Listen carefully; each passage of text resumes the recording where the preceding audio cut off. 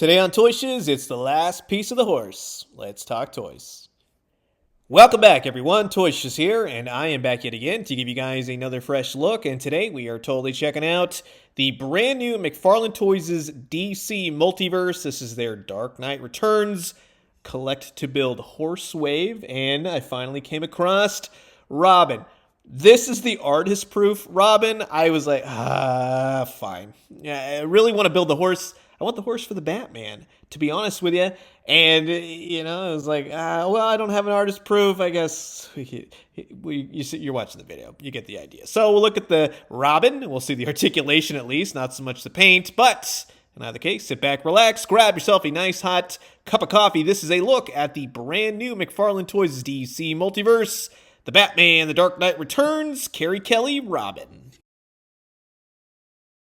And of course, here's everything taken out of the packaging. And to reiterate, no, this version, the artist-proof version of these figures, are not meant to have color. They're meant to show the sculpting detail. It's kind of a different way to collect if it is your type of thing. Honestly, it's not really my type of thing, but for the sake of getting the figure and the horse and all, here we are. Anyways, now, of course, like every good Carrie Kelley Robin, you get the slingshot, which works. I wish they would have included an extra hand with a pebble or, something where she's kind of pulling it back and doing that whole thing. Because honestly, for the figure, it's a very well sculpted Robin figure. She does have peg holes on the bottom of her feet. A nice wind-swept cape. Don't mind it. It's got a lot of dynamic action to her.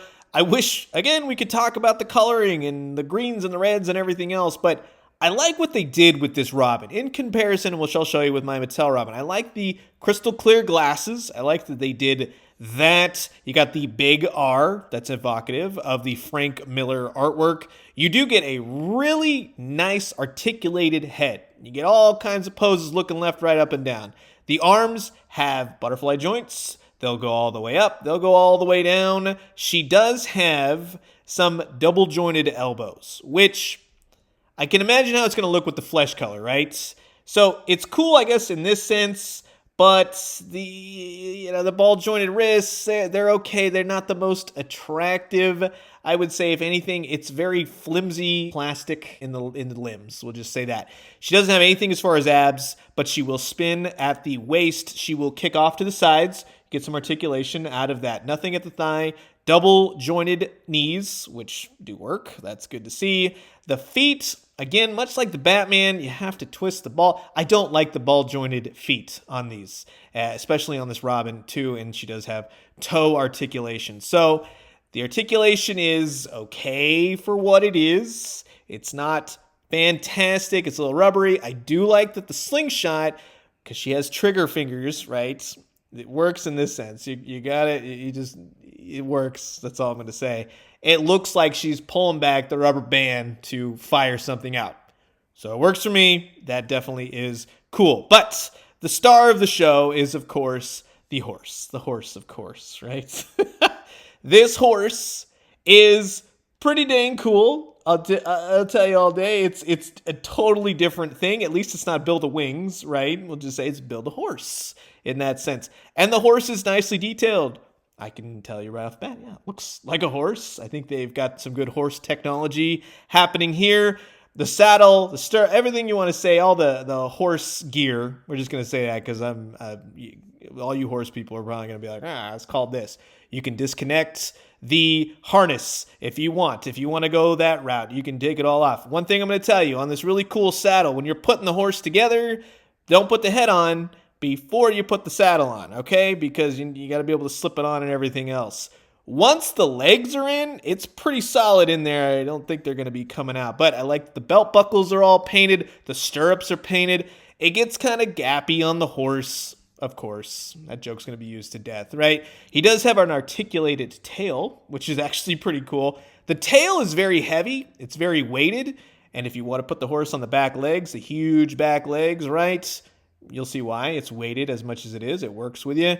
It does have a pretty decent range of articulation. Everything I would say as far as getting a horse to move and getting the feet and the hooves and everything to move. So it works for my taste. It can be let's say, not janky, but more so like, I wish it would move just a little bit more fluid-like. You kind of have to force it or move it. Nothing to the point where you're going to have to break it, nothing like that, but you're moving around a horse. You got the ball joints, much like on the Robin or the Batman and that nature. So it kind of fights you a little bit, but just kind of go with it, and you can get the horse to eventually do what you like. The neck of the horse will go up and down just like this. I really wish you could turn the head, right? That works. But I really wish you could put the head up more, just a little bit more, but the hair gets in the way. So if I'm nitpicking it, yeah, but I really like the stirrups. I mean, it's a really nice looking horse, but the best part is you can get the horse kicking up just like the card art, right? And put Batman on the horse, and he's just riding through the streets of Gotham City, uniting the sons of Batman, and it's really cool. I actually really like the way that this came out. I think that it'll make for a pretty dang good accessory on your shelf. Yes, you kind of have to spend. It's $25 per figure. It's $100. You get Batman and the horse. It's really well done. You have to decide. It's not going to be for everyone. Do you really want a horse? The Batman all day. Heck yeah. But it's actually pretty cool when you can put Batman on the horse and it's straight out of Frank Miller's artwork. So the horse isn't perfect, but it's a dang good horse for Batman. Now, in terms of Carrie Kelley matching up with Bruce Wayne here, much like the Mattel figure, the version of Carrie Kelley, I think that the height is pretty spot on. Really? I just wish that you could see her more in the colors, right? Just like the Mattel one right here. So between the Mattel one and the McFarlane one of the two Carrie Kelleys that I have, the Mattel one gets stuff right and gets stuff wrong. McFarlane one gets stuff right and gets stuff wrong. I like that you could have weapon storage on the Mattel one, but it doesn't really fit.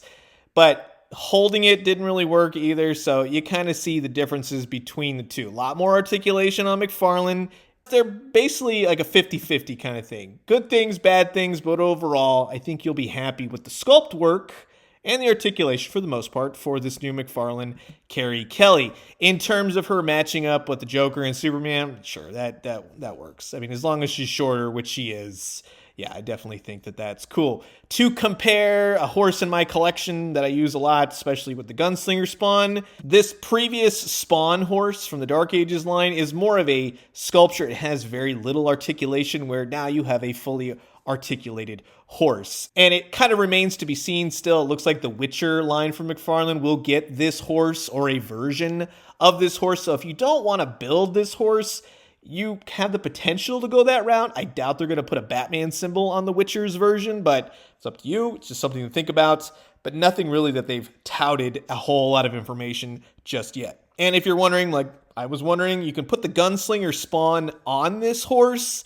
He doesn't really fit that well because the Gunslinger doesn't have thigh articulation, swivel, so you can't really get his legs all the way out. He fits, kinda. You can fudge it, kinda. It doesn't look too shabby, but at least you can see it for yourself. So, in all honesty, it's a pretty solid line if you're a huge Dark Knight Returns fan. I really enjoy the Dark Knight Returns. Can't say the other two, the sequels and stuff. I really like the animated version of the Dark Knight Returns, right? You got Peter Weller. He is definitely Batman all day as far as this version goes.